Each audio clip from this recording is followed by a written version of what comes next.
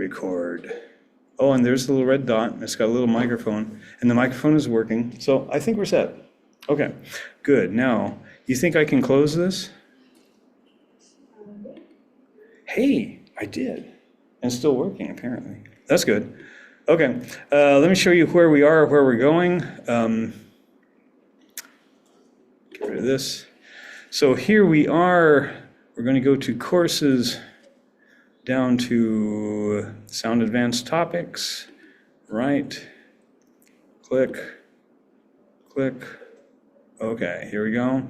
And we're going to go to course website. Sorry, I didn't do this ahead of time. There we go. All right, so here we are, all the way down here at week 9. Oh, that's the wrong one. Holy smokes, how did that happen? Well, heck. Here's what I'm going to do. How did that happen? Yeah, fall 24. Yes, this is the right one. See, Yangshi Chen. There she is. All right, so here we are. Okay, we're going to cruise along. We did this last week, okay? And then week 9, this is actually not true anymore, okay? Because we're not going to do that. We're going to continue with some of this because we didn't get to particle systems last time or anything like that. And I'm probably not going to show you guys Blender. You can just learn that on your own. Blender's, if you wanted to make a weird rock, okay? Blender is a 3D modeling program, and it's really easy to make weird rocks in it. Actually, you can make pretty much anything in it. But yeah, there's a donut. The donut guy. There's a pretty good tutorial run by this really obnoxious guy who's from New Zealand. Not New Zealand. No, he's from Australia. I forgot. Yeah, yeah, that's right. Well, you're on the same plate, you know. I mean. Anyhow, but it's a very good tutorial. But boy, is he obnoxious. But we'll burn that bridge if we ever get to it.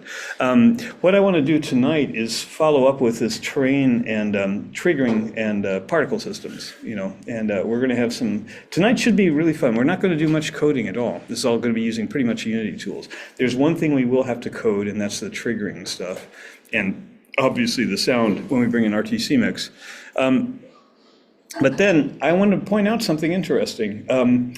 That will be the last actual lecture that I give in this class for this semester, because we have special guests. Next week, Seth Kluwett's going to come in and talk about artificial intelligence. We may take the very first part of that to finish up some stuff here, okay? And then Joshua Mailman is going to be talking about AI stuff. Then we have Thanksgiving, and then the week after Thanksgiving is the last week of classes here at Columbia. So it's a really weird schedule this year because of the way it kind of laid itself out. Thanksgiving's very late. Labor Day was very early. So, yeah, fun times. And yeah, Ilara was asking, what are these class projects we're supposed to be doing? That's a good question. And again, you're all doing really well in the class, so you don't need to worry about that. I'm not going to say anything on Zoom because I might get in trouble. But you're all doing really well in the class. I'd say, you know, just try something. You know, it doesn't really matter. And if you fail, that's okay too, because that's actually how you learn stuff. So, you know, just think of something you'd like to try and do it, and see how far you get. Anyhow, the other thing that I want to point out that's good, I had a remarkable experience yesterday, thanks to Yangshi, I think. I came in because we want to get the 3D goggles set up for you guys to be able to use and check out some stuff with. And I figured I was going to spend like most of the afternoon, probably half the night here, trying to configure things like logging in and getting your account set and everything like this. But apparently Yangshi had come in and done that earlier. And I sat down and I clicked on some things and I had everything working within 5 minutes. Now, that's unusual and weird, okay? But right now, we do have the Oculus Quest 2 goggles are working. And if we, either tonight or next time, we'll show you, you know, how you set it up. It's a little difficult to show you, though, because I have to explain to you what you need to do, and you can't see what's going on inside the goggles. So it's not tricky. It's not really hard, but you'll have to kind of negotiate it a little bit. So yeah, we'll see how we're doing. Okay, I'm imagining it'll probably be better next week because then I'll get a chance, I'll be able to write some documentation for you too, so you can see how it works. Okay, so tonight, let's get going on things. I want to do some more with the terrain editor and some other fun things like that. And we're going to start up Unity and start a project here. And you've heard me say this, and we are going to do it because I actually did it at home and it kind of worked well. In Ilara's honor, we're going to make a model of Antarctica. That's why we did the cool windy sound last week, because we're going to use that in our Antarctica, okay? And like I said, if I can't get it to work here, I can show you what I did already, which is actually, I was kind of proud of it. But let's create a new project, okay? And we'll call this, as soon as it gets up, we'll use, again, I'm using 2022.3, and I'm using the Intel version of it, because I could use the Silicon one, but I don't want to, okay? And this is going to go into week 9, and I'm going to call this week9-Unity, so that you can download it from onto your own computer. All right, let's create the project. Okay, and then we'll start and see how far we can get. Let me get this. Let me prop this up a little bit more. Okay. All right, here's what we're going to do. We're going to start out, this time we're not even going to start, I usually put in a sphere and a plane or something like this. We're just going to start directly with the terrain. Oh, it always fakes me out. Thank you. The other one may do it in a second too, okay? This one's just off. Do you want it on? Oh, no, leave it off actually. Yeah, because then we can see better, okay? All right. So here we go. We're getting all our stuff being, like, domains are being completed even as we speak. Good things are happening, I hope. All right. Okay, so here we are, with our stuff and our camera and everything like that. We're going to blitz that camera pretty quickly because I'm going to bring in our own observer object. But let's go ahead and let's create a terrain, okay? So I'll go down here, 3D object, to terrain. And again, it's going to do that awful thing where it does it like weirdly. And I'm going to go ahead and put ourselves, let me get rid of these outlines because I don't like them. Okay. All right, let's go here and select the terrain. And let's go down here and we're going to choose the terrain settings because I don't want it to be that big. That's too much for me to deal with. I'm just going to make it 200 meters by 200 meters, and we'll just give it a terrain height if possible, 200 meters. We're not going to go that high or anything like that, okay? So now we look at our terrain, and we see it's a little bit more manageable, okay? Well, the next thing I want to do this time is go ahead and put our observer in there, because we're going to build the terrain around the observer, all right? Let's go out here, and I collected everything so I don't have to go to the website. I've got the observer right here, and I will bring it in. I will bring it in, I will click on it. Oh, come on. Click, drag. There we go. Okay, I had to drag it to the left or something. Okay, so I'll bring it in there, and we want to import everything, yay.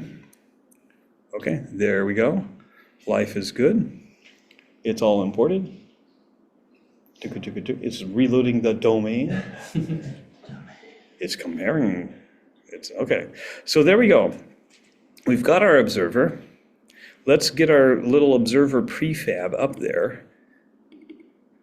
Okay, we're going to put this guy out here somewhere, and I'm going to just put him there directly in a minute. Okay, I'm going to put him in a specific location. Okay, I'm going to make, now the x-axis is the one that's going sort of left and right of me. All right, and right now it's going from 0 here to 200, which is way over there. I want to put this observer right in the middle, so I'm going to make his x position be 100. Okay, so there he is. Oh, we got to get rid of this camera too. Okay, since we have our own camera with the observer, I'm going to Command Delete and get rid of that one, okay? So we got our observer out there somewhere. There he is. And notice he is right in the middle. Hey, hey. Hi there. Don't worry, you haven't missed anything. Okay. The exciting stuff is yet to happen. Okay. So we got our observer there. And I want to put him not in the middle, but a little bit back. So I'm going to click on the observer, and let's give him a z dimension of, say, now z is 0 from where we are, and it goes positive forward. So let's just put him 50 out there, okay? So he's about a quarter of the way across. So if we go up here, spin this around, come on. Yeah, how do you spin? Like there. Option click. Yeah, there we can see he's actually, as we get higher, you can see he's actually going to be like right about there when we finally get all zoomed out and everything. Okay, so we've got now I need to give him a Y dimension, and I'm going to make him kind of tall for a reason, okay? For now, I'm going to make him be 10 meters off the ground, because I'm going to now modify the ground. Okay, so there's our observer, and he's standing on a very flat bed of terrain, and in fact, if I want, I can go ahead and play, and we can see that our observer is sitting on a flat bed of terrain. Okay, here we go. See, I can move him forward. I can move this around. We can see the terrain. It's very flat and very boring. I can look up, I can look down, I can go over to the edge. And when I say stop, he'll go back to where he was. All right, that's also, I wanted my Z to be 50, not 50, whatever that was. Okay. All right. So let's build some terrain, okay? And I'm going to go now to this handy thing here, which is going to allow me to paint the terrain. And again, for some reason, the default is to paint the texture, which is kind of wrong. Actually, let me make sure that I've done everything I was supposed to do. Let's see, terrain, make two, yeah, okay. Because the thing you usually do first is to raise or lower the terrain. So I'm going to select that one. And now down here, we're going to take a closer look at some of these brushy things, okay? In particular, this brush size is important, okay? Because that's how I set how big it is. And this opacity, this is really, really critical for using it terrain. If you make it be 100, it will react very strong to a mouse click. See? Now, here is where Command Z is your friend, because you can just get back and get out of what you did that was really horrible, okay? If you use a lesser value for the opacity, it allows you to kind of like paint. I'm going to use a pretty low one here. I'm going to increase my brush size just a little bit, okay? And we're going to like, oops, actually that's still too strong on the opacity. And I'm going to click this down a little bit, okay? And now, it's still a little bit too strong, because I don't want it to be that big, because Antarctic hills are deceptive. Okay, let me click this back even a little bit more. There we go. Yeah, that's much better. Okay. Yeah, that looks good. That looks pretty Antarctic to me. Yeah, look at that. Okay, I'm going to bring it around here. Okay, and those last few I didn't like. Let me switch maybe to a different thing. Okay. Yeah, that's looking pretty cool. I'm going to come around behind this guy. Okay. And I'm going to sneak underneath him and raise it up just a little bit. So what I'm doing is I'm clicking repeatedly. That's what you can do when the opacity is low, is that you can raise things up by clicking on it, By the way, if you want to smooth things down, if you shift click on something, it allows you to shrink it, okay? And there's also another brush option that we may use at some point where you can actually smooth the height. And we might like actually run that over this for a while. But let's see how we're looking here, okay? All right, let's see, because I'm after a particular thing.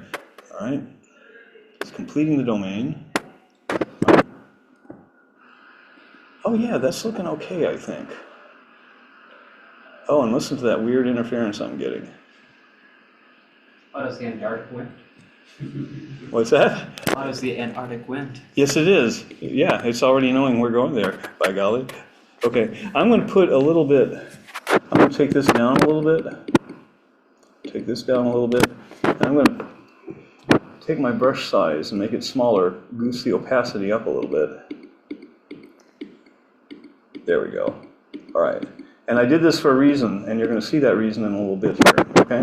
But the next thing I want to do is add some nice texture to this terrain, so it doesn't look like a weird Antarctic checkerboard. You know, maybe that's the last thing before you die that you see in Antarctica. I don't know.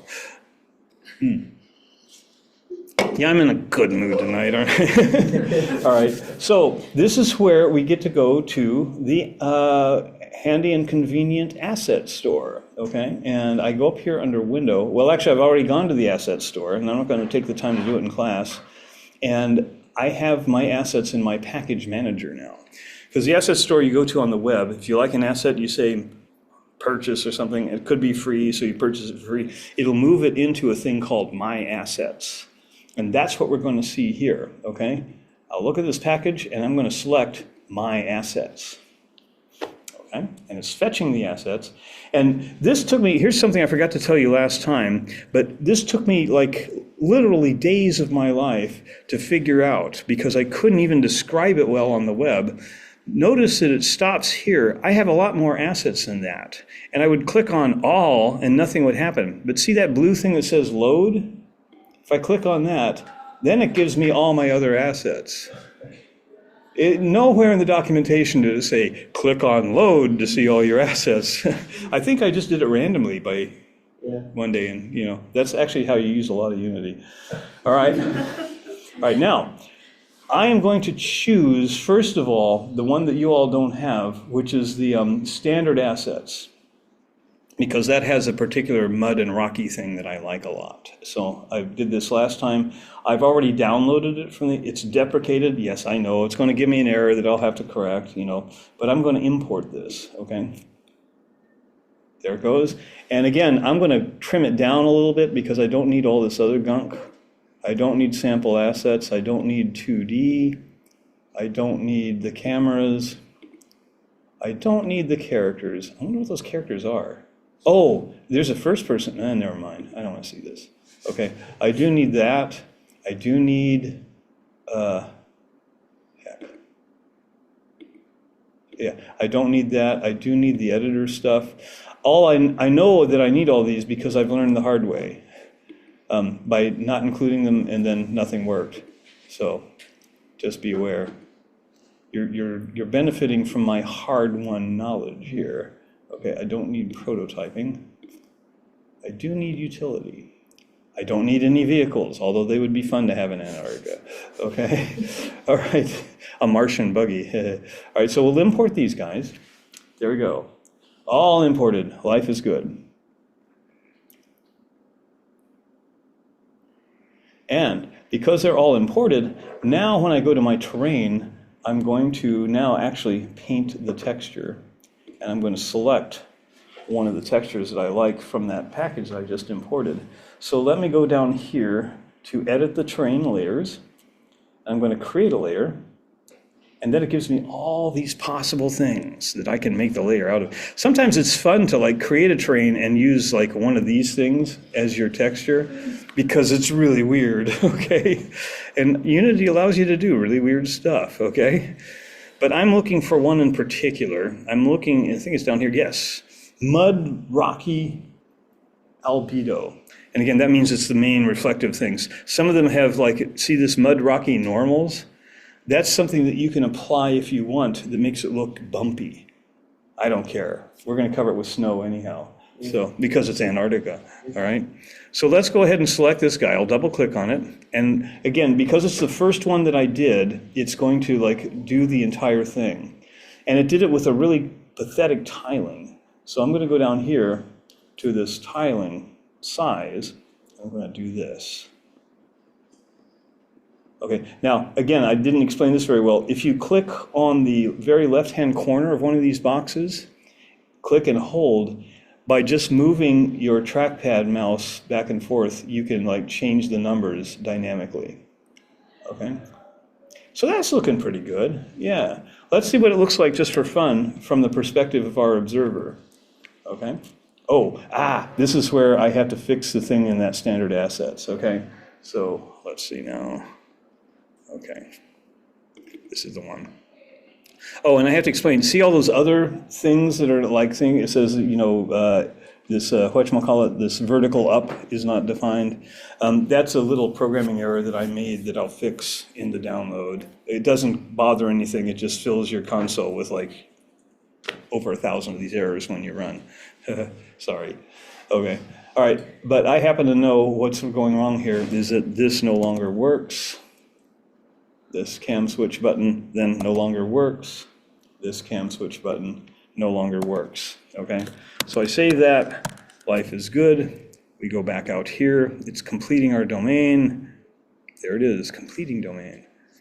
I'll have to figure out what that actually means one of these days. Go back to my project just for fun. And let's hit play and see how we're looking.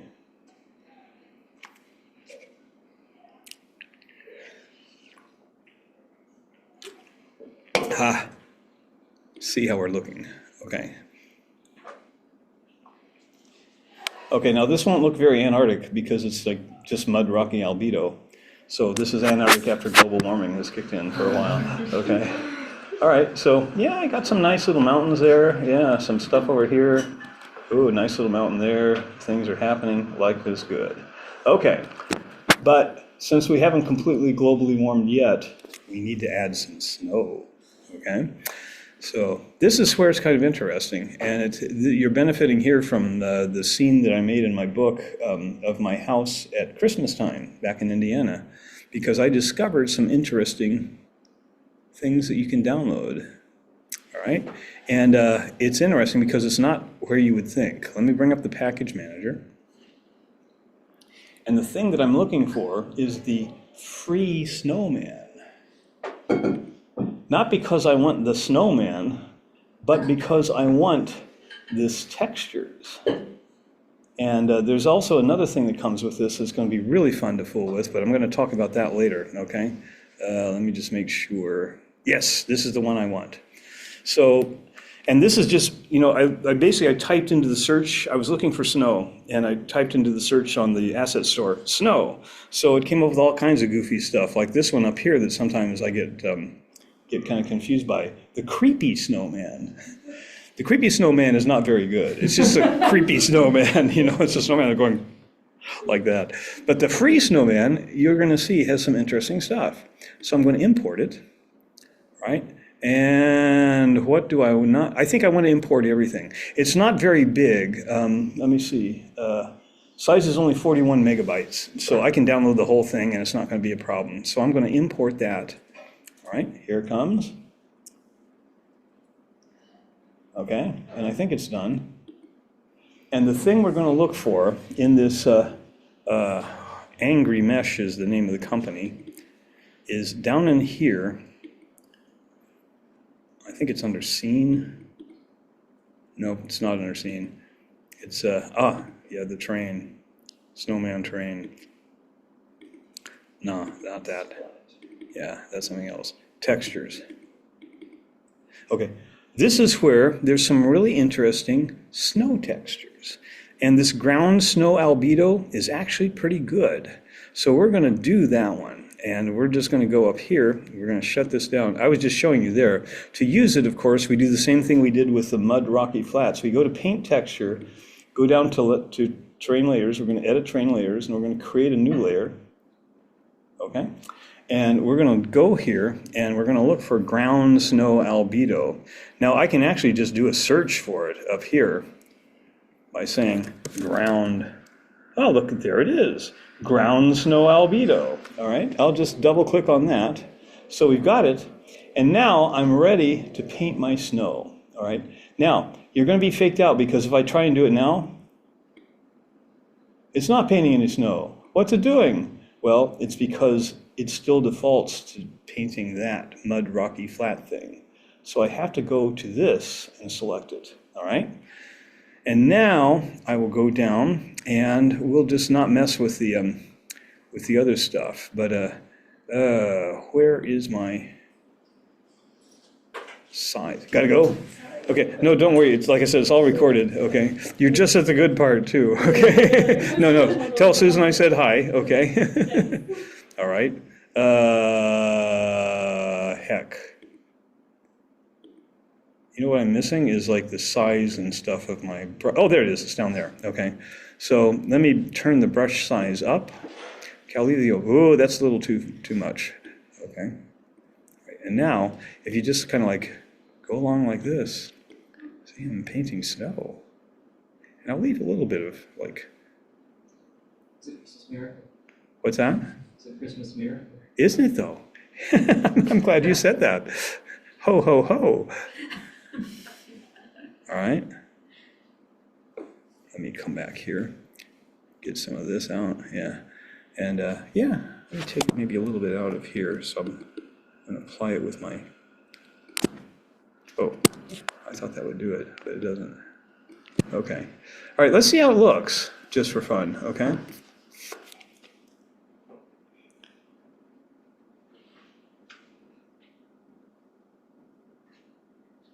Okay, oh, that's actually looking kind of cool. A little bit of mud sticking up there. You get close in and it looks a little funky. We might have to change the tiling a little bit, but I'm just going to kind of leave it like that for now, okay? Now, notice that I left this big open area here, all right? Why did I do that?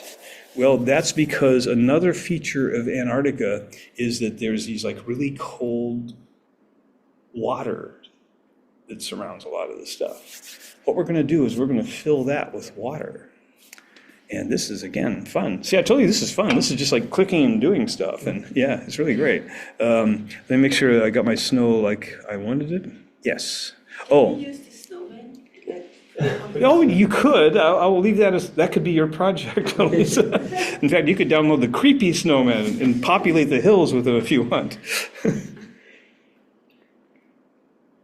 All right, so let me go back out here, and I'm going to add not another layer, because the water actually exists as a prefab, okay? And it's in this standard assets. It's down here under environment, okay? And there's water and water basic. And the one I want to use is water basic, okay? So here we go. We're going to go into the prefabs. Yeah. And I'm going to use the water basic nighttime prefab. So I'm going to grab this, bring it up here, and there it is. Now, you notice that it's kind of a pathetic batch of water right now. That's because we have to raise it up a little bit. Right. And now you notice it's still kind of a pathetic batch of water because it's just a circle here. What we need to do is expand the water so that it fills all this. And you do that by changing the scaling. Like if I move my X scaling up, it expands it along there. If I move my Z scaling up, it expands it along there. And I'm going to expand some more X scaling. I'm going to expand some more Z scaling. And notice what's clever about this water is that it will only go to the height that you've set. So I can actually like move it up a little bit if I want. And that's starting to look a little bit too far. Yeah, let's leave a little bit of a rocky beach for me to stand on there, all right? And just for fun, let's see what this looks like. So I'll hit play.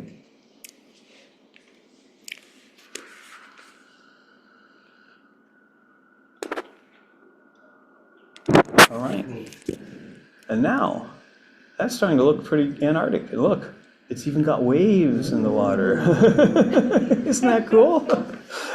That's why I used the free snowman. Yeah. And actually, if I expanded the water even more, we can make that completely filled and it'll look, let's do that. What the heck? Okay. So the terrain as surface doesn't matter for this? No, no, because this is different. This is a prefab, okay? Let me change my X. Oh dear, I was changing my position, not my size.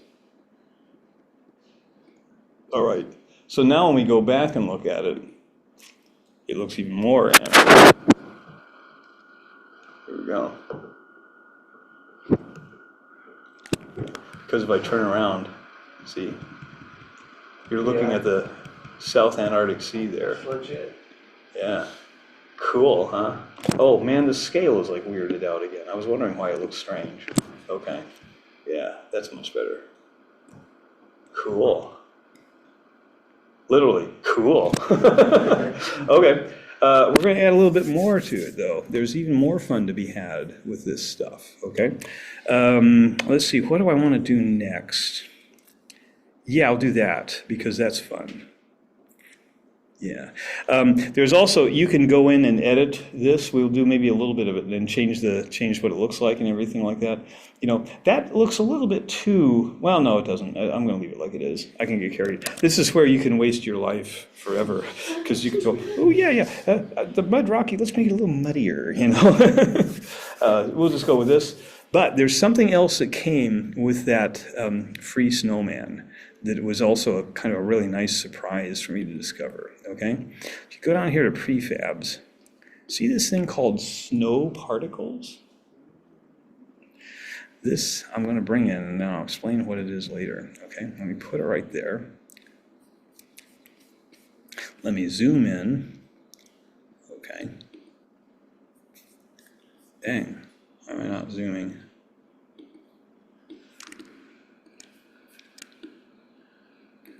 Okay.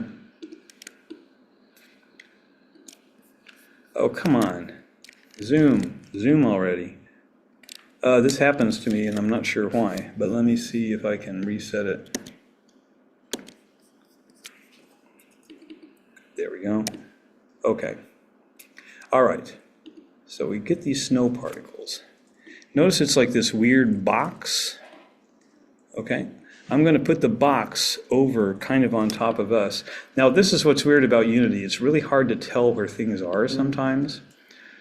So you have to kind of like get above it. And then like kind of screw it around a little bit.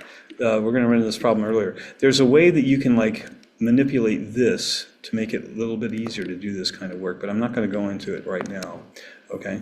What I am going to do though is modify this box. Okay, now, here's what this is. This is a particle system, all right? And I'm not going to go into it now. We're going to do another particle system later today. But what I'm going to do now is actually just kind of modify some stuff directly here to get some things happening that we want to have happen. Now, if you look closely, you'll see that there's something going on. Watch in there. Let me go ahead and play the game for a second.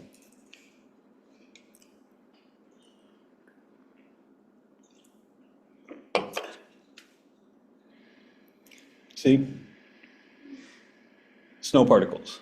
But that's like not the snow particles of my dreams, okay? I want kind of like gently falling snow particles because I want this to be a nice Antarctica day, all right? So what I'm going to do is I'm going to set my start lifetime to be only 1. And these are just things I did by just typing them and seeing how it looked, okay? I don't know what half of these things do, all right?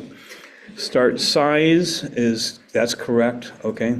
Start rotation, we don't do any of that, okay? Now, the gravity modifier, we do, okay? I'm going to set the gravity modifier to 0. So they're not going to be like zipping away because they're under the force of gravity. And I'm going to make the simulation speed be, maybe, let's try 0.1 and see what that looks like, because we don't want those things zipping all over the place, like I said. Play on awake, we want it to play when it awakes. Okay, go down here to emission. That's at 500, so that's good. And then the next thing we need to do is modify this box, okay? So you can choose different things that the particle system will particleize from. You can choose like a cone or a hemisphere or box, and we'll talk about some of those later on. But we're going to leave it at box. But what I'm going to do is I'm going to increase the scale of the X, just like I did with the what did I do it with? The train, okay? And I might even increase the scale of the Y a little bit, okay? Now, when we go in, let's see what it looks like. Can't really see a whole lot. Yeah, you see a few flakes here. That's more like what I wanted, okay?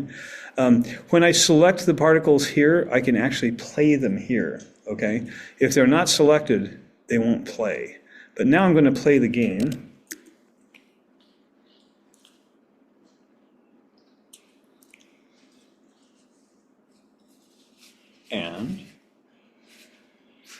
Watch closely. Oh yeah. See? That's what I wanted. Happy little snowflakes, just kind of like drifting around. Yeah. Can we change the direction of the snow? Yes, you can. Yes, you can.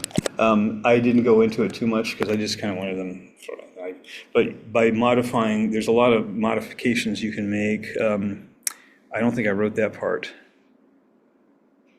But yeah, but they're down in here. Let me get the particle system going here. Okay, under this this shape, you can change these, and they will modify where they're coming from. There's also another, these particle systems have huge amounts of parameters, okay? Oh, yeah, this is the one, actually, this is the one I did want to modify, okay? This velocity over lifetime, this shows you, this is going to be in the minus 30x direction, and it's going to be in the minus 30z direction. I'm going to change this to be 0. And I'm going to change this to be 0. I forgot to do that, okay? But this is exactly what you were asking, because now when we run our particle system, you'll see that it's not going to be all going in that direction. It'll be more just kind of ambient. And again, I did that just by trying different things and seeing what the heck would work, okay? So now, see, much more ambient. Oh, look at those happy little snowflakes, all right? Okay, but there's something still very un-Antarctic about this. Well, there's a couple of things, really. But the thing in particular is the sky. Because Antarctica doesn't have like nice sunny skies. It's always gray and miserable and forbidding. I can say that because Alara is not here now. So, just like New Zealand, right? John, wouldn't you say something? That's right, that's right. Oh, my God. Sorry about that. I think she's actually likely to watch this, too. Well, we'll find out. She Okay. comes in next week and she's like, All right. Yes, yeah, that's true, that's true. What we need to do is change, the thing that's back there like that is called the skybox, okay? And you can use a lot of different things for a skybox. And in fact, I have one thing here that I made for a project called Gray Sky. And that's all it looks like. It's just a picture. How did you make this? I actually took a picture of clouds and just made it grayer. Now, there's a problem with this that you're going to see, because I didn't really spend a lot of time kind of setting it up for this particular project, but you'll see the problem. But it works pretty well for us in the meantime, okay? What I need to do is make a texture with that gray sky image, okay? And it's just regular, like a JPEG image, you So know? you can, like, I can draw, Yeah. because I want to make mushrooms. So Yes. I can just draw mushrooms. You can, and they'll be in the sky, yeah, okay? You can do all kinds of, or you can make them a part of your texture, and you can mushroomize the ground, you know? I mean, yeah. Okay, so what we're going to do is, first of all, we're going to drag that gray sky image into our assets so we have access to it. Drag it. Okay. And again, erg.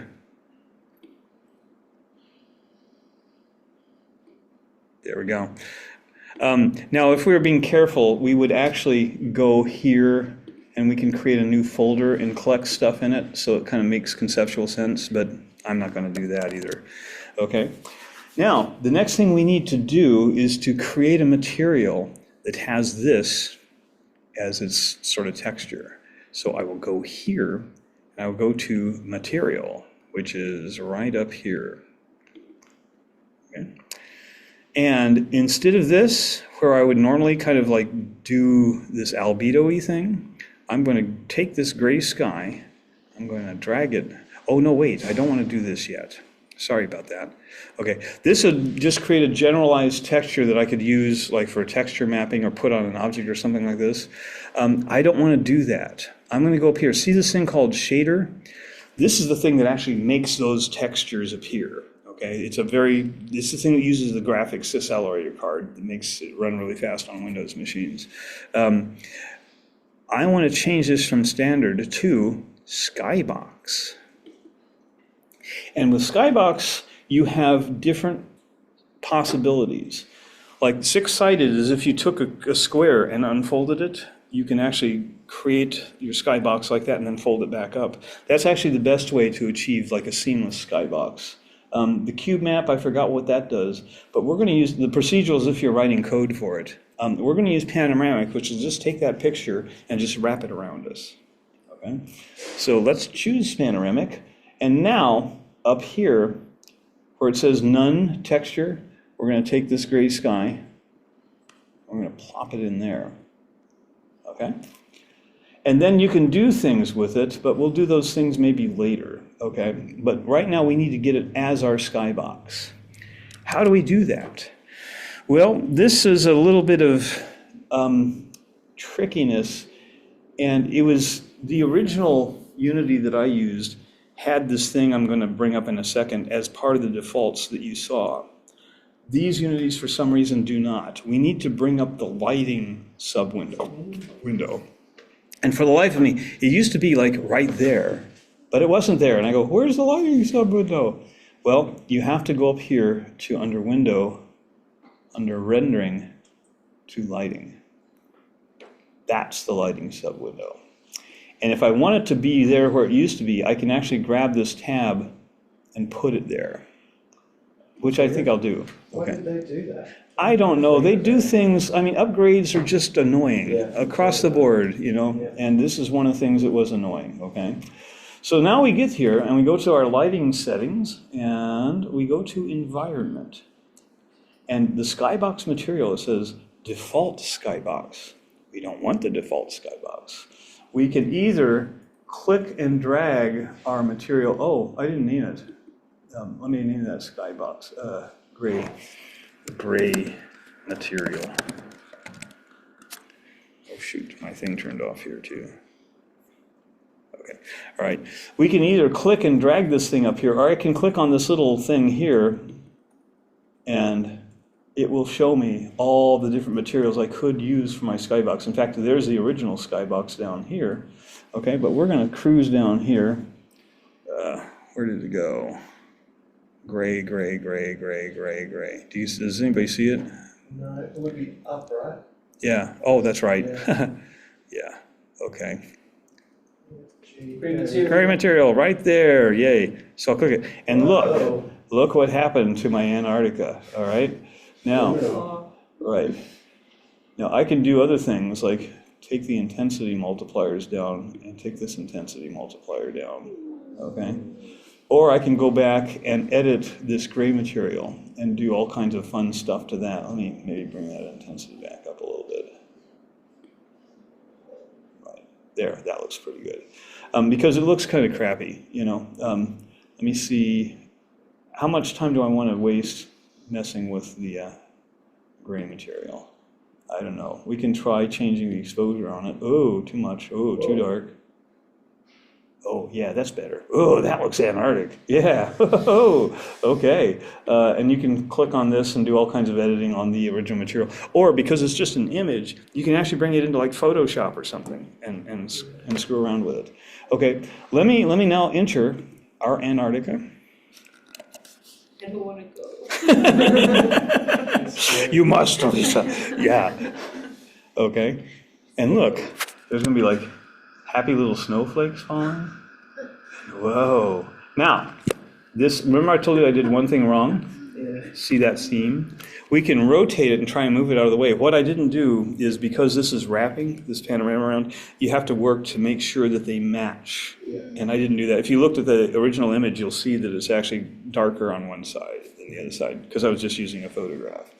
But we're just going to pretend like that's just an act by God.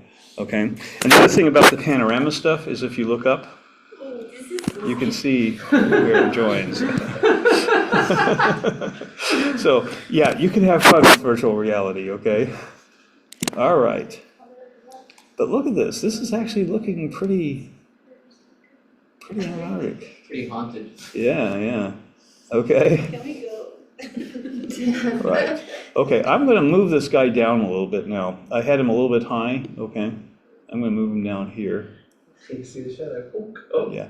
Now, here's one thing I want to warn you about. The way it is now, I can put him in there and I can run the game and it'll work fine. But that's because it doesn't have one of those rigid bodies attached, because it'll walk right through the mountains and everything like this. If I inadvertently have it sunk down like this and I don't realize it, and I put on a rigid body, I'll try to move in the game and I won't go anywhere because you're stuck in the ground. Okay? Not so good. All right. Whew. Oh. So now the next thing we need to add is, of course, some wind. And that's going to be kind of ridiculously easy this time because we did all the work last time in making that kind of wind thing. Excuse me. But we do need to bring in our RTC mix package so that we have the ability to make wind, okay? And then we actually only have one more thing that I'm going to do with this tonight, but that thing is going to take a little bit of working to do. Okay, how are we doing on time? Oh, pretty good. Actually, very good.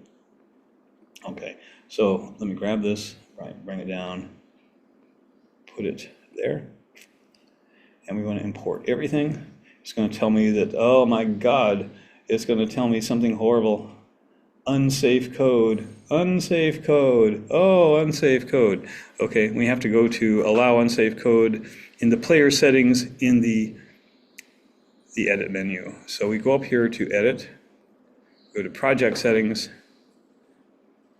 we go to player settings, there it is, and we scroll down and we find allow unsafe code somewhere.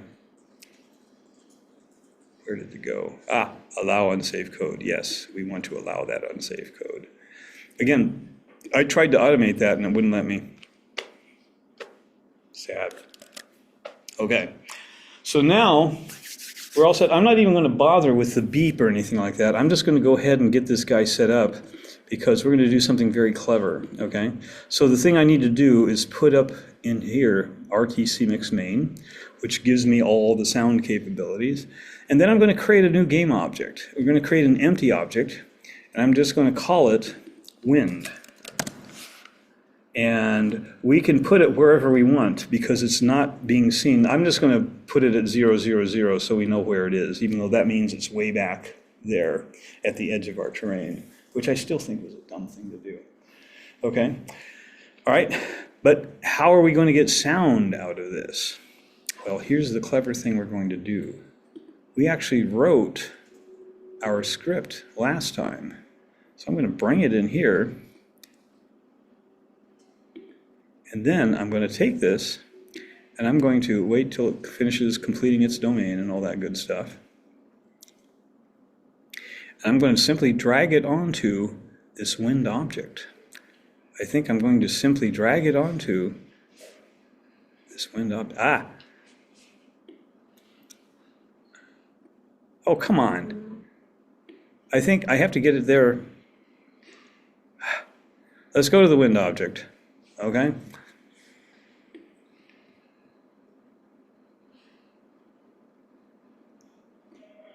Shoot. When this thing appears here, I can't add it. It has to happen when that thing is not there. Okay, let's see if we can just add a component, okay? We're going to add a script. Okay, we're going to call this, I don't want to create a new script, that was wrong, okay? Let's add a component, add a script. Right, here we go. Got to scroll down to wind. Where is wind? It's at the bottom. What's that? It's at the bottom. Oh, there it is, yeah, you're right. Okay, there, whew. Finally, yeah, I'm just not very good at dragging things. It's just sad. I just don't know how to drag very well. In fact, I want to put this up in the front part of my assets. Okay, that actually worked, I think. Okay, there we go. Now, come on. All right, there we go. Assets. All right, there we go. Get rid of the snowman. Everything is here. All right, and we should, yeah, there's our wind script, okay? So now, I'll just tell you right now, if I ran this now, we wouldn't hear anything. Because remember, we also have to add that this is an audio source. And that's just years of experience, literally years of experience, not hearing anything, wondering what the hell's going on, and then realizing I had to add the audio source. So now, if we hit play,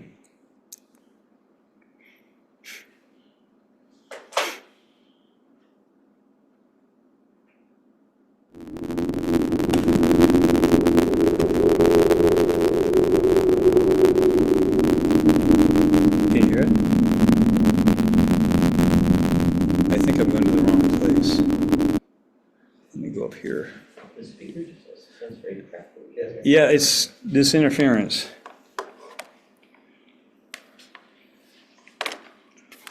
I think Is there a this might fix phone it. right nearby the? That fixed it. I just took the AC power on batteries now. That's a very clever thing you can do when you're having ground problems. Okay, we can't leave it on here for too long. Okay, now we want to go to not the Zoom audio device, but to the external headphones. Yes. Yeah, that's where we want to go. Now we're going to listen and we're going to hear some nice wind. Ready?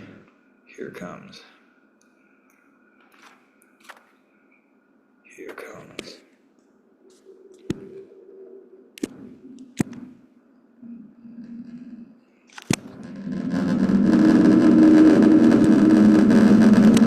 Oh, that's not right. Okay, well, that's really weird. It's like running at the wrong sampling rate, and I don't know why. Oh, is that what that sound was? Yeah, that means that there's a, let me look at the script.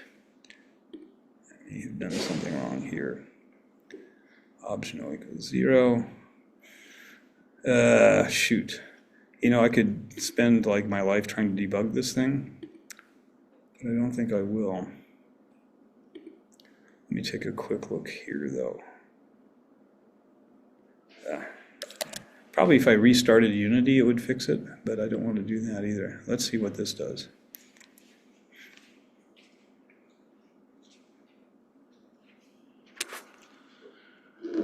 Nope. Yeah, that's definitely a sampling rate problem. And you know why it's doing that? I thought I had this fixed too. It's because of Zoom.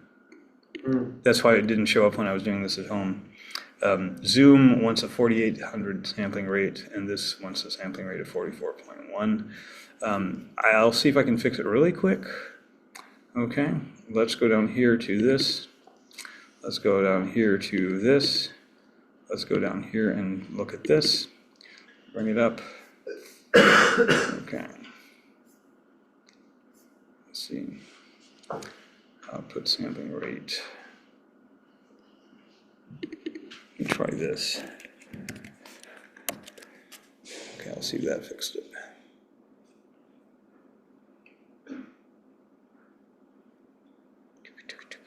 Here we go.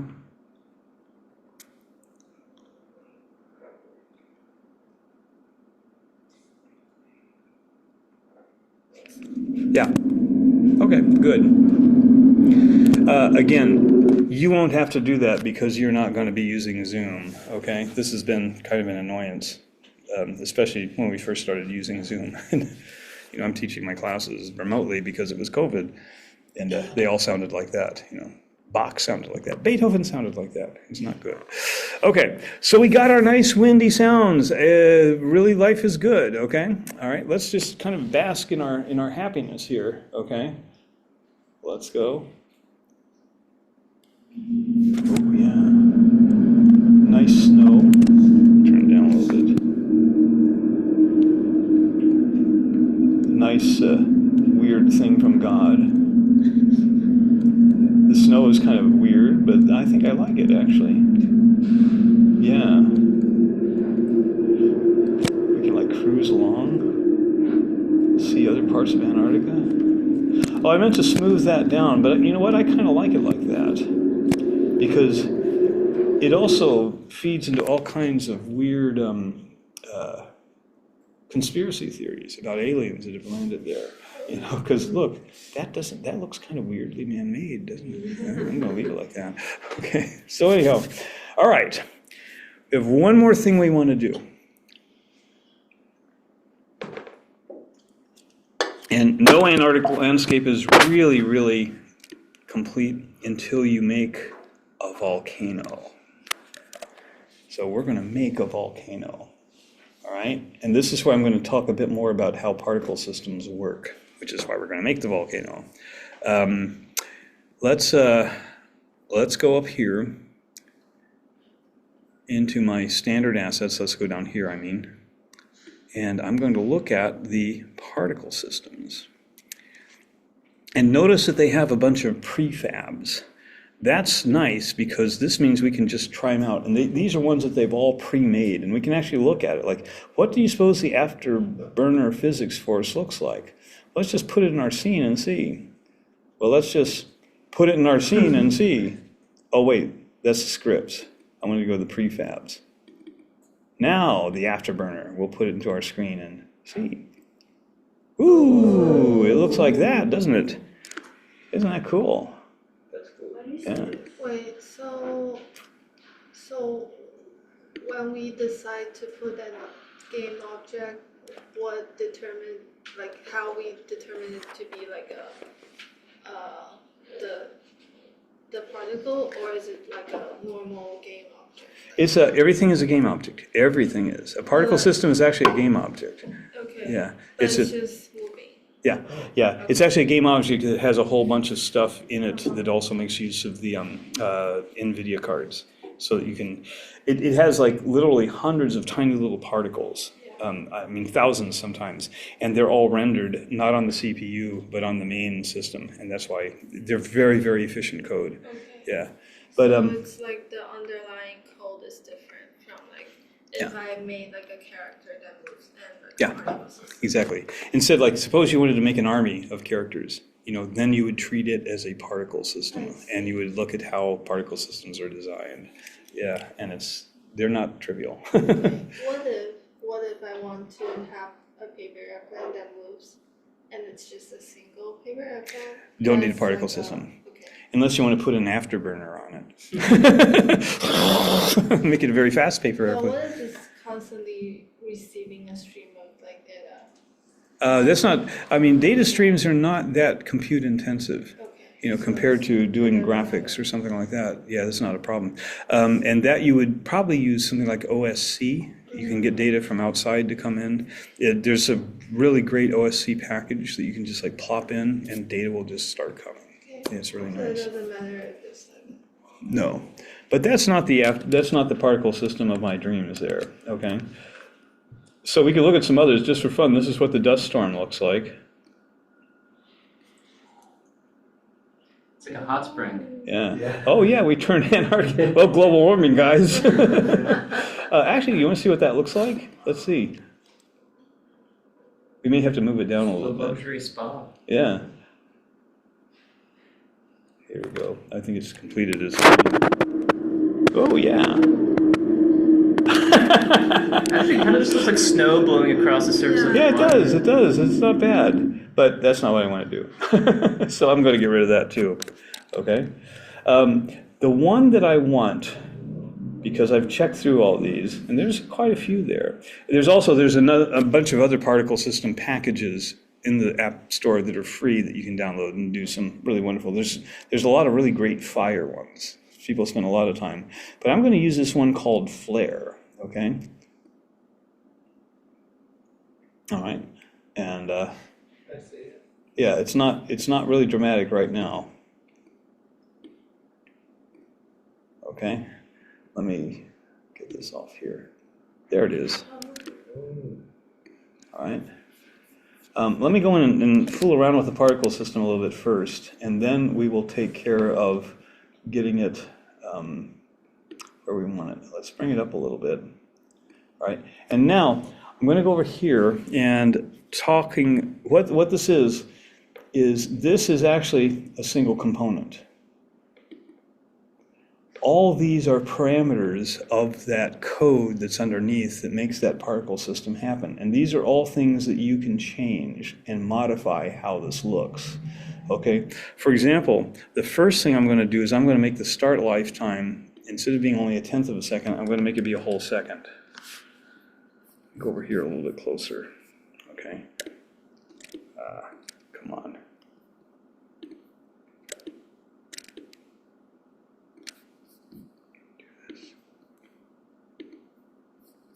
Ah, shoot. Somehow, this happens on the Macintosh. There we go. It like weirdly makes it so it doesn't scroll sometimes, okay? But that's the particle system I want. Oh dear, what did I do?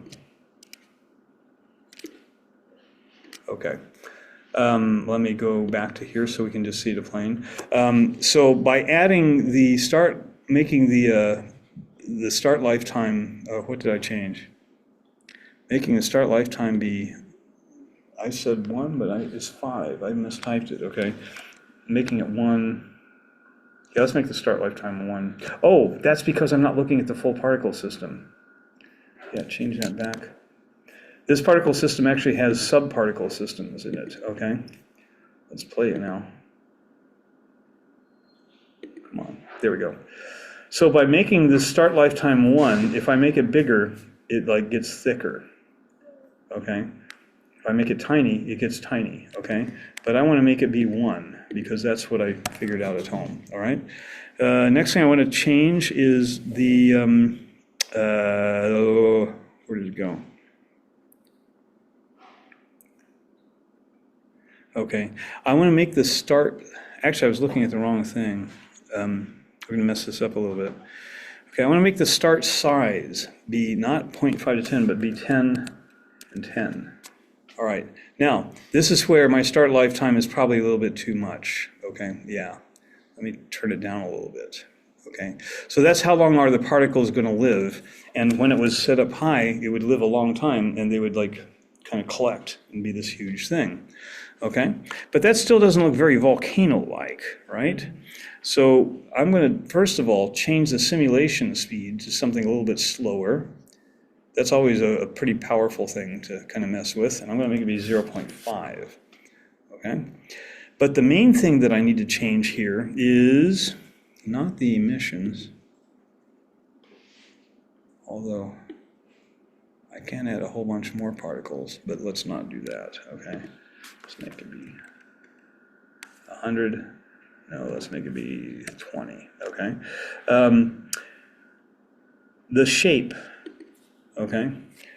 What I want is I want the particle system, gravity modifier, oh, forgot to change one other thing. Sorry guys, I'm kind of going through this sort of thing. This gravity modifier, okay, that was the thing that we used to change it from making the snowflakes go like this to making it go like this. I want the gravity modifier to shoot this up. So gravity is going to be negative, all right? I'm going to make the gravity modifier be minus 30. Okay, now it's starting to look more like something that might come out of a volcano, okay? All right? Then it's a little bit too much in a line. I can actually make the gravity modifier be even more if I want it to be higher. I can make it be minus 50, okay? And because it's like kind of weirdly strobing, I'm going to keep that because the thing I really need to change is so it's not just in a line. And the way to change that is to change, right now it's emitting from a cone, and it's basically a cone shape that kind of goes up like this. Okay, I forgot how I can show what that looks like. Nope, that's not going to do it. Okay, what I want to do is change the radius of the cone so it's wider. That's too wide. Okay, that's kind of where I want it to be, but the particles are just too slow. You can actually see the individual particles. So I'm going to change this rate over time to be much bigger. Let's try making it be, say, 200. Ooh, that's too much. 100. Right. Okay. And I'm going to change this temporarily to be a sphere. And let's change the radius of that. Oh.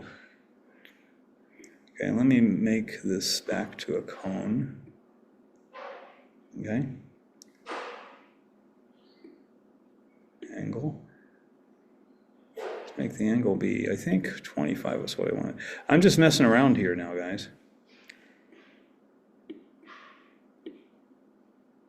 That's, all right, let me change this angle to be, let's try 0. Let's try 180. 180 looks better if I change the radius now.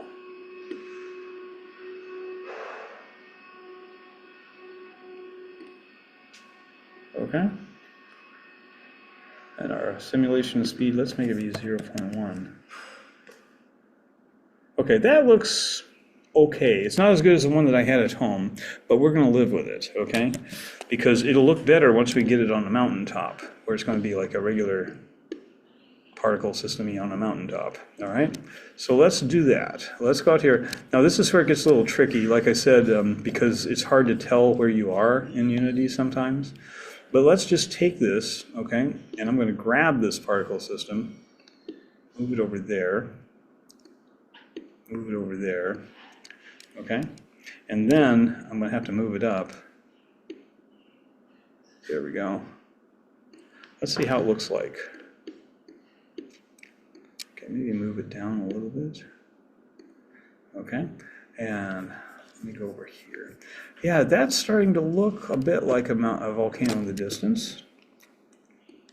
Okay, I think what I want to do is, let's see if we make the start lifetime bigger. Oh yeah, there we go. Ah, I was wrong with the start lifetime. Oh yeah, now that's starting to, okay, let's make our simulation speed be higher now, 0.5. Whoa, oh yeah. Still a little too thin, so we're going to change the radius of the cone.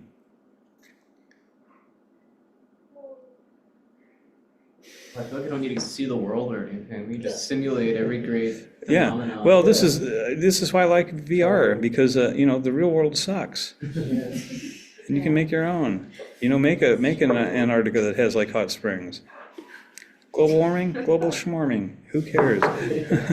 Okay. Well, I'm messing around with stuff now that I don't need to mess around with. Okay, because that's looking pretty dramatic. Okay. Just for fun, let's see what it looks like as we play the game. All right, and then we're going to make another modification to this, and this will be the last thing we do tonight, I think. Okay.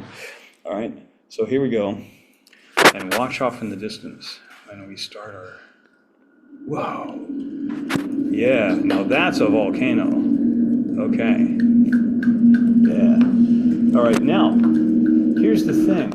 We're going to set this up, okay? Remember, I'm doing this for pedagogical purposes too. We're going to set this up so that the volcano doesn't start right away. What we're going to do is set it up so that as we walk along the rocky beach, we're going to trigger the volcano. So It's a traumatizing experience. Oh, wait till you hear the volcano sound. So it's gonna be our fault. The volcano goes off. Yes. Yeah. Whoa. Hey. It's heavy. Yeah, but you won't realize it until you do it a few times. You go, wait, I'm doing something here. Butterfly effect. There you go. Exactly. Yeah. Okay. All right. How do I do that? Well, here's my observer. There we go. Let's pretend like if this observer, okay, that's looking straight forward. Let's say he decides or she decides to walk down by the water, okay? And we're going to set up a trigger so that as you get close to that water, you're going to trigger off the volcano, all right? What we need to do is put a game object there that will serve as this trigger. And to do that, I'm going to create a cube. Okay? And now I'm going to take this cube and I'm going to put it down there and I'm going to make it have some certain dimensions. Okay, I'm going to really increase the x dimension of the cube. I can't see it. Where is my cube? Oh, it was underneath the water. Now it's underneath the land. Ah, cube, where'd you go?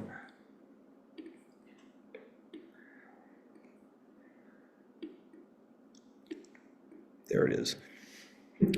Okay, you know what we're going to do? We're going to put it back where our observer is, which was 100, and we're going to make the y be 10, or we're going to make the z be 50. Okay, so now, oh, that's weird. What did I do wrong? It's like 120 on the X. I don't know why this is happening. 100. Okay, there we go. Because now if I put it down, it's going to be right on me, which I don't want it to be. I want it to be out here. Okay, so let's get a little closer in so that we can see what this stuff is, okay? And see what our cube looks like. Okay, there we are. Our observer is now facing the cube. All right, and we're going to make the x be big. We're going to make the z be very tiny, 0.1.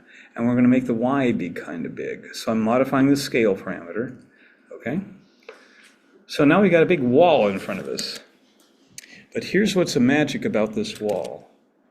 Okay, I'm going to play the game. It's going to play the particles and everything. And I can walk through this wall and get to the other side. What we're going to do is we're going to use that wall as a trigger. And here's how you do it. There's a little thing over here that says, is trigger. And you simply click on it. And now this wall will act as a trigger. But in order to get it to do a triggering, we have to create a script for it, just like we did for the RTC mix sounds and everything like that. So we're going to add a trigger. Let's change the name of this cube. We'll call it trigger, so we know what we're talking about there. What did I write? Triggered. That's what I thought. That's Kind not of what liked it. Okay. It's like a name. It's a triggered. Yeah. Right. Yeah. Never mind. I was about to do, never mind. All right. So the first thing we need to do is add a script to this that will allow us to do some triggery stuff. So I've selected my trigger. I'm going to add a component. And I'll go down, and this will be a new script. And I'm going to call this trigger script. Did I spell that wrong too? How badly did I butcher it? Yeah, that's great. Oh, really? You nailed it. Hey, what do you know? Gosh, it's a miracle. Okay. So it's going to appear, for some reason, it always puts scripts at the top level of the assets, even though I might want to put it down in some folder at some point. But at this point, there it is, trigger script. So we're going to open the script up, and we get our standard start and update. Well, there's another one. There's actually a bunch of these functions that you can put on here, and we're going to call this one void. That's just because that's how we're declaring it, okay? And we're going to call this on. Well, look at all these things. On application focus, on filter read, on collision enter. Here's a good one down here. It's called, no, yeah, that's a good one too. Where is it? On C, on destroy, on disable, on draw, on joint, on MOP. I'm looking for one in particular, as you might imagine. On trigger enter. Oh, doesn't that sound like it would be something that we could use? Well, in fact, we can. All right.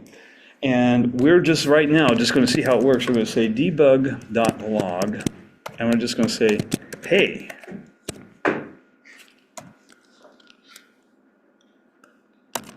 All right. And we're going to go over here.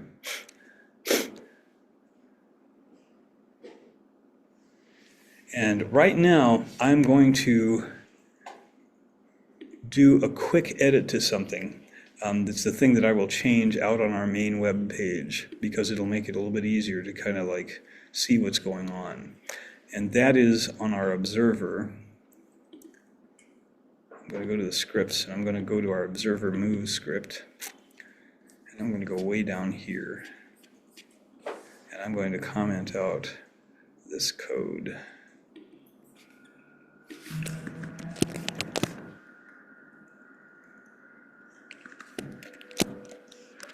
Right. Okay. Now, with this set, okay, that's because it would, without that comment is, it's used for the VR system, okay? And it was generating errors on Macintoshes. It wouldn't generate those errors on the Windows machine. And that's why I hadn't caught the bug. But it would fill our console with those, like, your vertical up is not set properly. All these, notice that there's 999 plus of those. Well, we're going to get rid of them, okay? Because we just want to see if it says, hey, if we go through our trigger, all right? So we're going to start it up, and on trigger enter should fire, and it should say, hey. So we're going to watch down our console, because that's where all our error messages appear. Okay. Oh, shoot. Oh, there's a problem with that. You know what? I'm just going to turn this off. Right. So let me clear this, and I'm going to walk right through. And oh no, nothing happened. Oh my goodness, why did it happen? I'll tell you why it didn't happen. And you could probably guess when you think about why we walk through mountains and stuff like that. One of these has to have a rigid body attached to it. And in fact, we're going to attach it to the trigger. So we're going to go over here. And let's just kind of get these guys up. We're going to add a component. And we're going to add, it's going to be a physics component. We're going to add a rigid body. Okay? So there it is. It gives us all this rigid body stuff. And since, now, there's going to be a problem here. Actually, I was going to show it to you, but what the heck? I might as well just tell you. Remember, we had the same problem. Once we made it be a rigid body, it suffers from the effects of gravity. So if we were to run this right now, our wonderful wall that's the trigger would go whoomp and just fall down. So we're going to turn off gravity for that because we don't care about gravity with that thing. We're just going to like walk through it. All right, now let's go and let's turn this back on. And we're watching our console. I think I got those guys turned off now. Sorry about that. Okay, yes, let me clear it of those original messages. Now as we walk through it, it says, hey, Nice. hey, It's like the walls of fame. hey. I'm Hey. falling over here. Okay. All right. So we've got the first part of this done. The next thing we have to do is to get this hay thing controlling the volcano particle system to turn it on and turn it off. But before that, I'm going to show you something really clever. This is, you're thinking, well, Brad, that's all well and good, but we have to walk through a stupid wall to get it to go. And there are not stupid walls generally in Antarctica. Here's what you do. You can turn off, for something to appear in the screen, it has to be rendered, right? And that's what those shader things do and everything. Here's the renderer. I can just turn it off. It's still there. It still responds, but it's just not being rendered. So right now, I will just show you, because I just get a kick out of showing this, right? And this is where you Miguel, we're posing the existential problem. We don't know that we're going to start this, but if you watch what happens when I walk forward. Hey, hey. So it's doing what we want it to do. But what we want it to do is to turn on and off our particle system. How do we do that? This is where we have to enter a bit of code. This is the only big coding part of this, all right? We need to find where in our Unity project we have that particle system. And we're going to store it in a variable. And I'm going to declare this variable here. It's a particle system.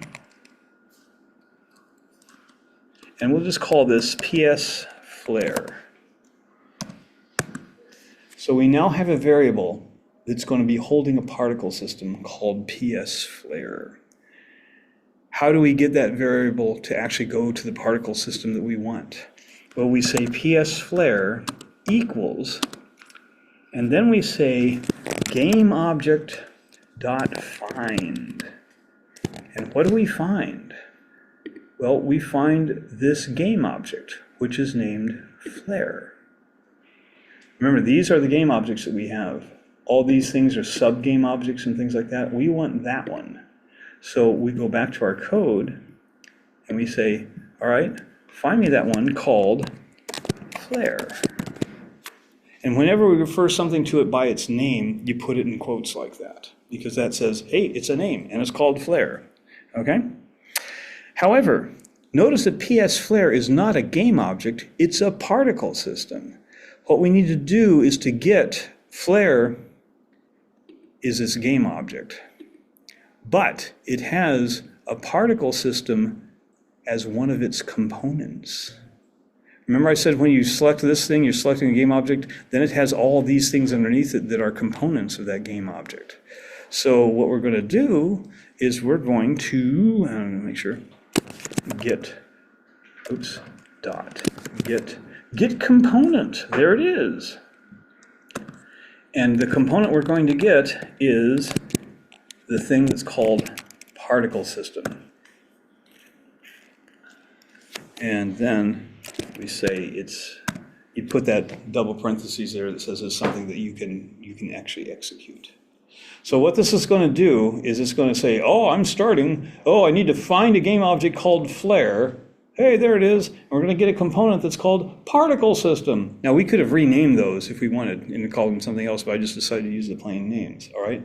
So now we have that particle system in hand, all right? So we can do cool things with it, okay? One of the cool things we can do is in onTriggerEnter, we can say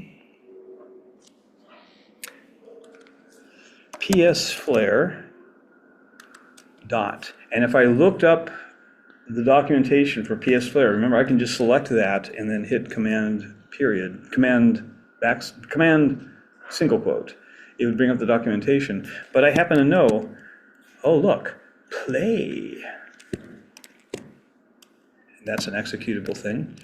So when it enters a trigger, it'll play the particle system. Hey, that's what we want to have happen. However, if you're watching, you'll notice that when I start playing the game, the particle system will just play anyhow. Here we go.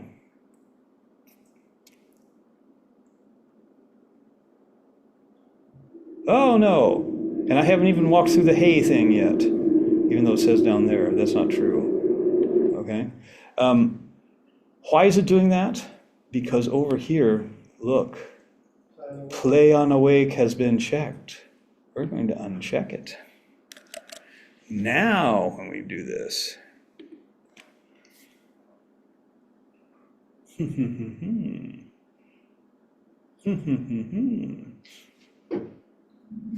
oh no, Is it where we're standing? could be, let's turn our renderer again, I think maybe it's because of this. Well, there's a solution to this, and actually I had this as my original code, and I thought, oh, I don't need to do that. Well, it turns out I do, all right? What I'm going to do is go here to this, and when this starts, I'm going to say psFlare dot stop. So the first thing this is going to do is stop the particle system. Yeah. That's what we want to have happen. I forgot I had to do that in a bunch of other things, and I can't remember. I think maybe it's because the particle system is stuck in the mud, maybe, and it's like it says, "Oh, something is touching me. I'm a trigger." That's the only thing I can imagine. Okay, but this should work. So let's try it out. Here we go.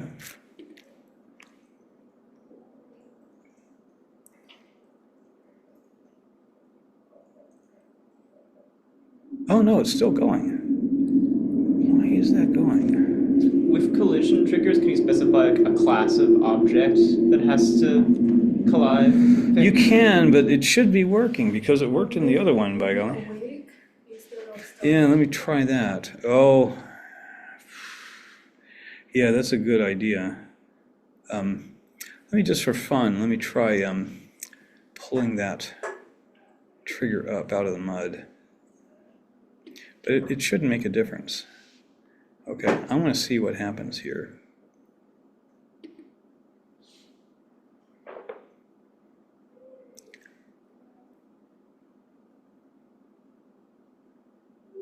Yeah, that's what the problem is. Okay. But what if you need to So- attach it to something or like inside? I'm going to move it over here.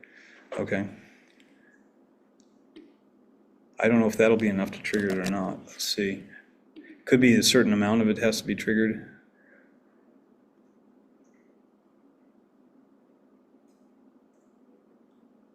Yeah, that triggered it. Okay. Sensitive. Yeah, I think maybe the Single one I pixel. did at home, Yeah. okay, here's what we're gonna do, because I need to make it so that we're gonna go through it. I'm going to rotate it around the z-axis, around the x-axis, I mean. Nope, around the y-axis. Nope, around the z-axis. Yeah, that's the one I wanted. All right, there we go. All right. Oh, it's touching the water though. Oh, is it? Okay, let's unrotate it. Actually, I need to move it It's up. smaller too, right? Yeah, I can do a number of things, yeah. Okay, let me bring it up a little bit, there. That should do it, okay? Let's give it a go, okay? Hopefully that'll take care of things. Yeah, I could make it smaller. That's really annoying. I didn't realize that was a problem. It's probably because terrain has rigid bodies kind of built into it. Because once you engage a rigid body on your thing, you'll hit it and not fall through. But this should work. So let's go marching along and, hey, yes, okay. There we go. Did I Okay. do that? Yeah, I know. Ooh, it's a mystery, isn't it? All right. Terrain triggers it, then why doesn't it give you the little hey debug message? When the what? If the terrain triggers it, It did. why doesn't it give you the debug message? Well, that's because that's when I walked through it. When it was down there, it was giving the debug message the moment that you Yeah. initialized. Oh, Right. It actually, that's what gave me a clue that there was a thing down Yeah, there. it's like, And I hey. thought, yeah, that's not, it's saying hey already, and I don't want it to say hey already. Okay. Yeah, there's a lot of massaging you can do to kind of, get these things properly placed and everything. But there's one more thing that I want to add. This volcano needs sound. Okay, so it's got to have a volcano sound. Now, we're going to do something now, and we are going to run out of time. I'm going to do it next week then, at the beginning of the class, if we're having class, okay? Otherwise, I'll wait until Seth's class, or, yeah, we'll move the class. Oh, by the way, speaking about if we're going to have class next week, I will be flying back from Indiana, and I won't be arriving until about 2:30 or 3. So I'll try and get email out to all of you guys before I take off in the morning about whether or not class will be canceled or not, okay? And I mean, maybe we should, if things go badly, maybe we should just go ahead and have class, I'll have to think about it and consider my own mental health, all of us. Because last 2016, we did stop a lot of classes the day after, Oh, yeah. because it was just still, my suspicion is that, we're just not going to know anything Yep. on the 6th, and that's going to be Maybe pretty too weird. close. Yeah. Well, and they're already doing nasty things, they're blowing up ballot boxes and, don't get me started. All right, let's make some cool sounds instead, all right? All right, here's what we need to do, okay? Right. Let's see now. We want to create a sound object. Now, this is why I was telling you we're going to do this a little bit differently. Instead of just making it be like I did with the wind, I just made it be a game object that was blank, out in the middle of nowhere. Okay. What we're going to do is we're going to actually add this sound producing object with the script onto the particle system, or onto Flare. Actually, we're going to make it part of Flare. So I'm going to add a component, and I'm going to call this component what do I call it? Volk sound, because it's the sound of the volcano. Okay? Volk sound script, we'll say. So we know what it is. Hey, I wrote it right too. Hey, I did. Wow. That's amazing. Getting Okay. better? Yes. Oh. New script. Create an ad. Okay, go over here to project, and it should show up in my assets at some point. We gotta wait for this to click. Right, there. And down here, there's Volk Sound script. Okay, so I'll double click on that. All right, and what we want to do is, let's see.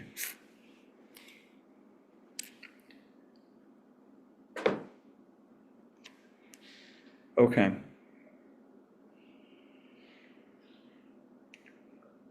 Okay, I'm going to bring up my beep script because it's easier than having just to copy stuff out of that than having me type things in.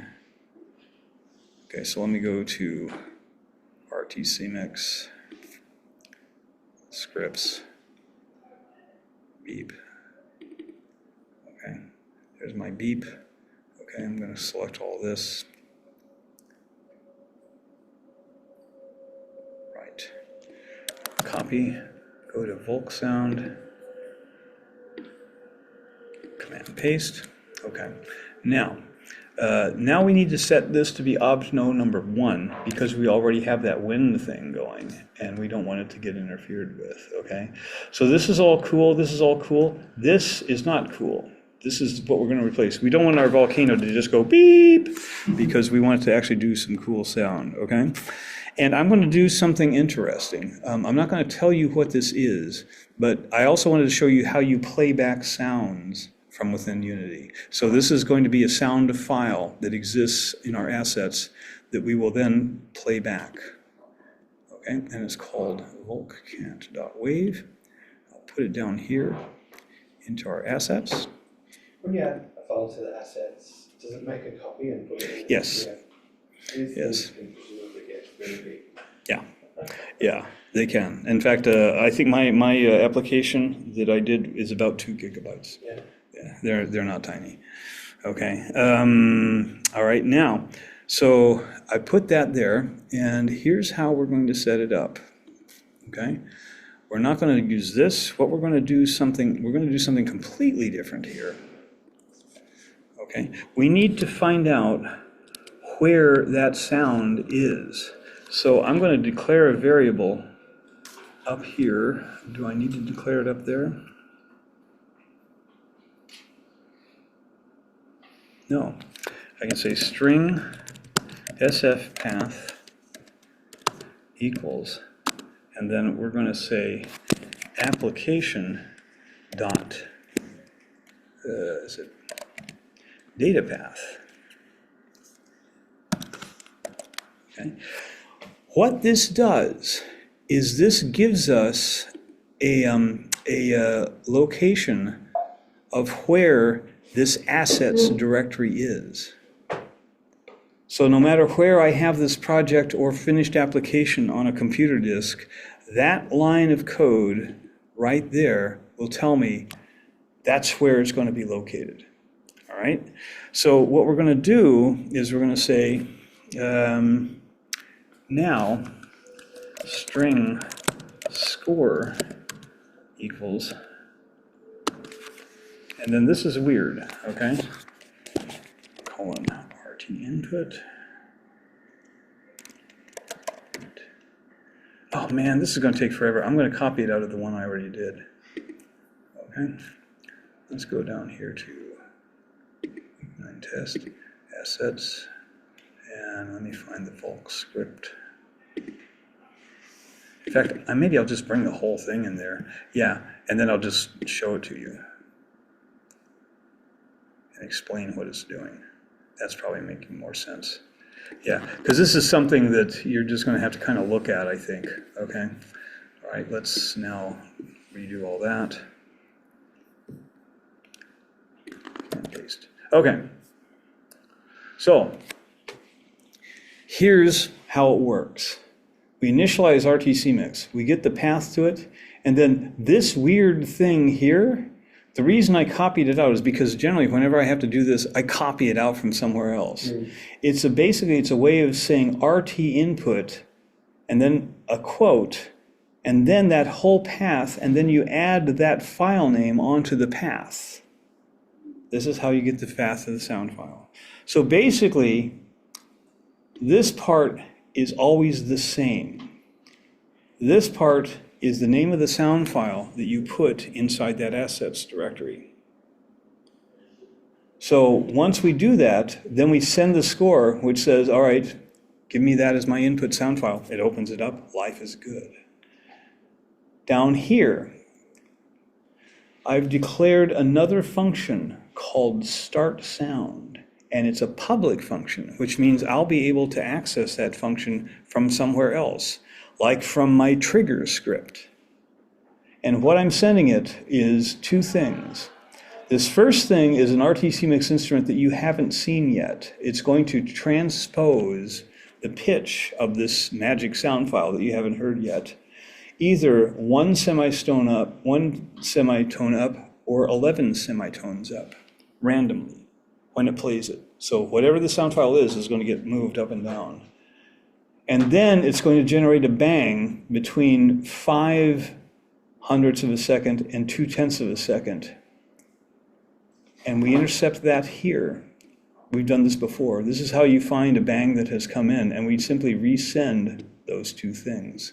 So basically, this is going to send a whole bunch of these transposition messages for the sound file, and they're all going to be between 0.5 semitone and 11 semitones above the original pitch of the sound file. It's going to do it over and over and over again. Now, here's how we then incorporate it into our trigger script, okay? Just the way that we found this particle system, now we're going to have to find the component of that Volk sound, all right? And how do we do that? Well, I'm going to go up here, and I'm going to say that this is now going to be a type of Volk sound. Wait, that should be filling out.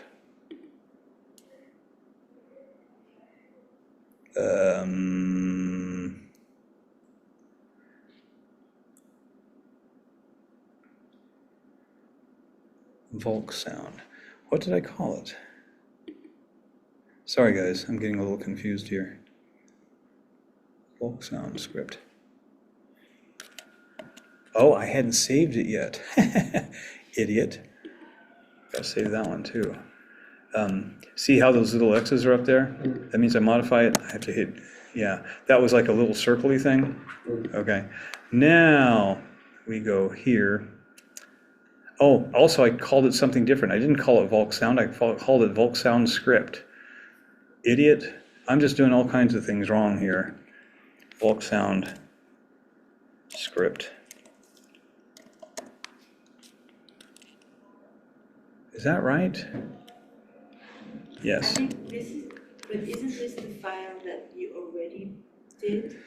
No, that was the one called Volk sound. Okay, this is called Volk sound script. Okay, so I think that's the thing. Let me try this now and see if it'll pick it up. Okay, let's say go to my trigger script. We're going to say Volk. Yeah, there it is. See, that's how I could tell it wasn't there, because it didn't show up on the things that I could like select. Okay. So now you don't have the Volk sound. Right. In fact, I'm going to get rid of it. That was copied out of the project I did at home because I didn't want to bother typing through all that stuff while you guys were sitting there going, hey, he's typing through all that stuff. Okay. So what we're going to do is the same thing that we did here for this PS flare. We're going to say VS equals game object.find flare ARE dot get component Volk sound script. Okay, and now we're all set. The only thing we have to do is, because in here we made this new thing that says start sound, which basically sends the very first. Notice we're not sending it up here under start like we normally did. Because we don't want it to be sent when it starts, because we haven't started our volcano yet. Start sound is a thing we can call, and because it's public, we can call it from another place. So we're going to call it from this trigger script. We're going to say down here, vs.play.start sound. There it is. So now when we trigger the script, it will start the volcano and it will call start sound on this Volk sound script, which will then send that transposition command and a max bang. Max bang will come back, transposition command, max bang. Max bang will come back, transposition, max bang. Yeah. So the sound of the volcano is triggered by the fact that the volcano is getting triggered? Yes, it's being triggered. Okay. The sound of the volcano is going to be triggered by the fact that here's on this trigger enter. Yes. We send the play thing to the volcano, Yeah. and we send the start sound to the volcano with the sound, okay? So we're all set to go. Let's listen to it. Here we go. And this is why I was saving it as a surprise for what this volcano is going to sound like.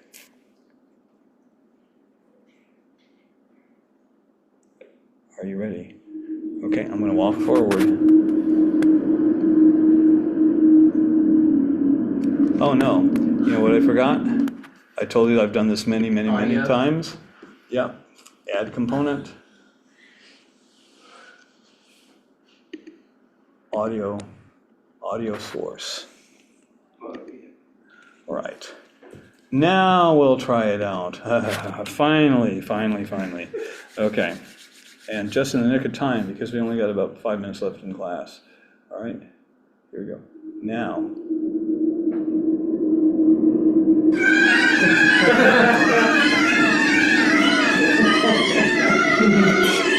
Yes, it is in fact a cat volcano.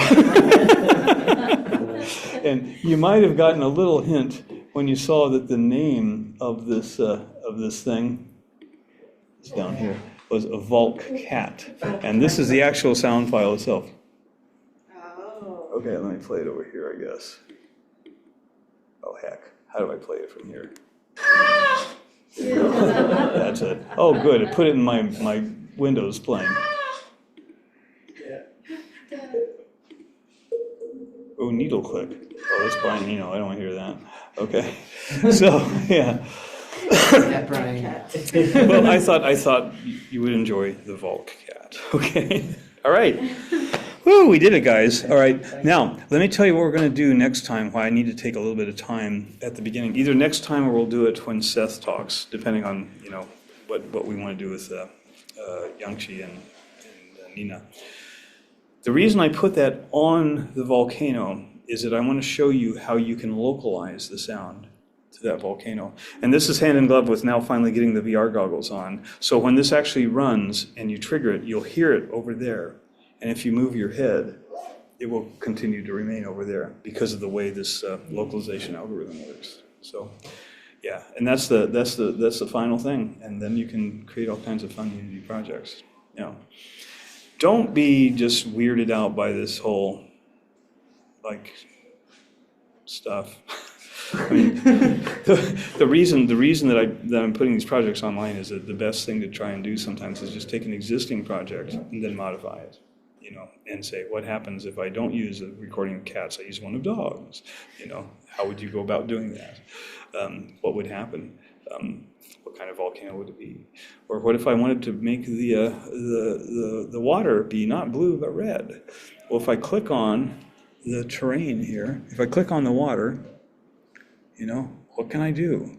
Well, there's a material for the water, so maybe if I look at that material, oh look, here's where I can change the reflective color, so maybe you might want to make your Antarctica ocean be bright red, or something like that.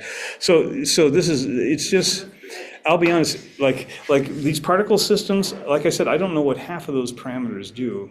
I just try saying, well, it says 0.1, what if I make it 10, what'll happen? And I go, oh, that's what I want. So maybe I'll make it 20 instead, but it's kind of like empirical coding, where you just kind of try things out. And that's what's fun about it too, because you might stumble across something you didn't imagine, like a Red Sea might look good in Antarctica, Then you could have a Suez Canal down there too. Sorry, I better stop this while I'm ahead, okay? All right, so how do I stop the recording? Okay, stop recording. Bye, everybody.